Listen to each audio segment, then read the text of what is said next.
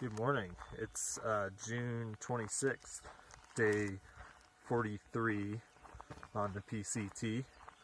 I'm just getting out of camp now. It's still kind of dark. Last night I was camped on grass, so I got super wet from dew. I was prepared for it, but yeah, my sleeping bag still got really wet and everything.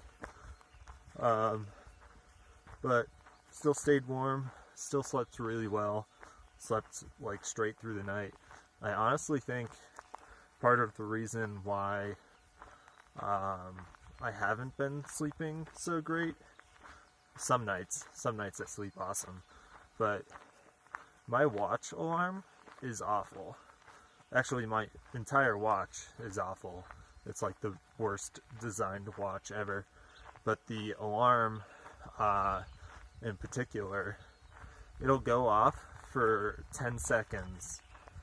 So, I don't know, maybe beep 20 times, and then it'll just turn off and never go off again. So, there's no snooze function or anything like that. If you don't wake up in the 10-second window, then that's it. You're out of luck. So I don't trust the alarm, so I wake up throughout the night and check my watch to see what time it is, to see if I've overslept or whatever. And yeah, it just leads to an interrupted sleep. So last night I used my phone alarm instead, slept soundly straight through to the alarm, and feel a lot more rested. So I think I need a new watch. Maybe now is the time to showcase some features of this watch. So check out this light, the backlight for it. They're pretty decent, right? Standard light. Now check this out. Someone designed that light to go off as soon as you press a button. So it's dark out and you're trying to do anything. You have to press the button real quick. Press the light to see what you did. Press the button again. Like, who would intentionally design that? What is the point? How about this feature? The hinge goes right up against the base of the watch. Normally there's a part that extends a little bit. That's more stiff. So it doesn't do that. And I'll show you why. So because of that feature, the watch makes almost, well, hard to show it, but it makes almost a perfect circle instead of having a more oblong shape that actually fits your wrist. So because of that, there's no actual setting, there's no notch that makes the watch fit right. Either it spins loosely around my wrist, or it's so tight that it's going to cut off my circulation. And even then, well, I guess now it won't spin around, but that is incredibly uncomfortable. Oh, and you might have noticed that I hit this button for the light.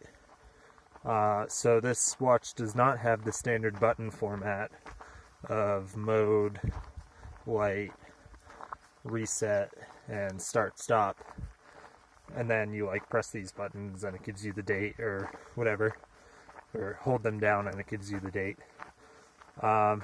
It's got its own format, and one of the defining features available at the press of the button is this one down here. It's not going to do it now, but you press that button once and it changes from 12-hour to 24-hour time, which is a fine feature to have, but why it's got to be one of the main 4 buttons, and then you press the button once and it does it?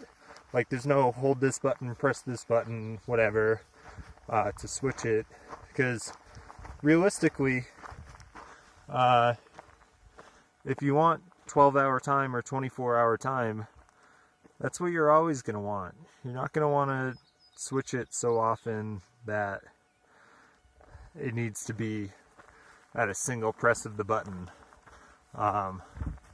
So whenever I take my pack off or put it on or whatever, I bump that button pretty much all the time. So I can't read my watch at a glance. I mean, I can read both 12 and 24-hour time, but when you don't know what you're gonna get, you have to hesitate and actually think about it. And yeah, it's just almost a non-issue, but over time becomes an annoyance.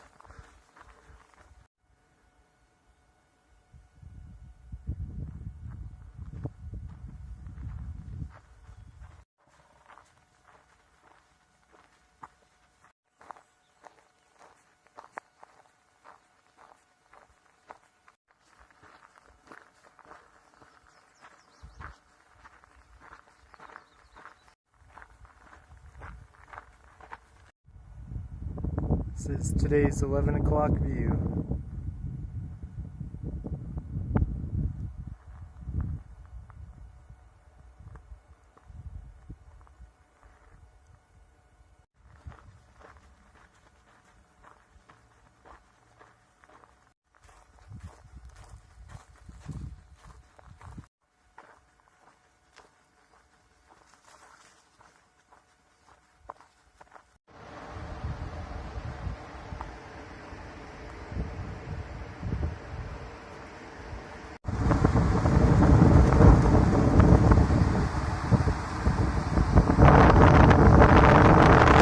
I've been mostly descending today.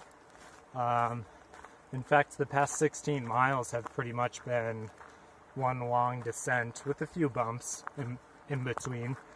But we just reached that river, and that's a low point, like 3,000 feet. And now we're going to be climbing for the next bit. We've got a short little climb up to 3,600 feet. It goes back down a little bit, and then we've got a 2,800 foot climb, and we hang up there for a couple of miles. I don't think I'll make it to any other climbs after that today. But considering it's 4 o'clock right now, that's a lot of climbing for the last couple of hours of the day.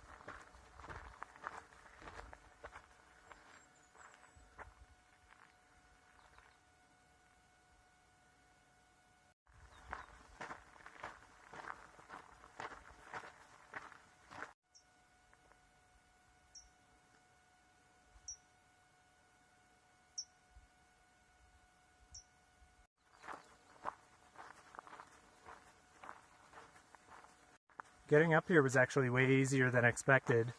Yeah, I think my lungs being used to higher elevation made it so this climb, even though it was relatively steep and a long climb, it started at 3,000 feet. We're only up at like 6,000 feet now. So yeah, it was never really hard the whole way up. It was just steady walking. Wasn't breathing heavy or anything, so yeah, that was a pleasant surprise. This is the first time really being at low elevation since going through the High Sierra. So the sun's setting now.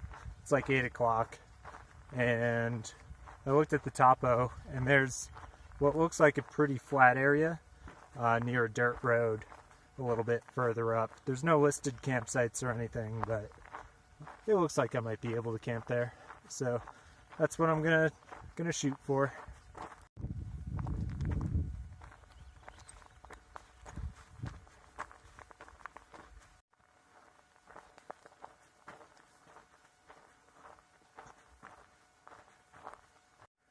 Alright, I think I found the spot.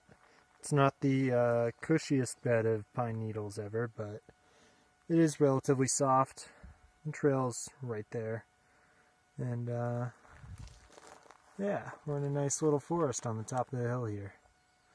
I'm going to get set up because my sleeping bag is still wet from last night, so let it dry out a little bit before I go to sleep. Just in here hiding from the mosquitoes again. Yeah, I ended up doing 42.3 miles today. I went just past that dirt road that I was talking about. That's where this site is. And it's only 5.9 miles into Quincy. That's where I'm resupplying. I don't know what I'm doing after that, though. Haven't looked into it yet. I know Old Station's a little further up, but how good that resupply is kind of up in the air. So I'll figure that all out tomorrow. It's just 5.9 miles, so gonna be a quick morning in there. Hopefully I can get a hitch that early in the morning. It's probably only gonna be like 7:30 or something, but we'll see when we get there.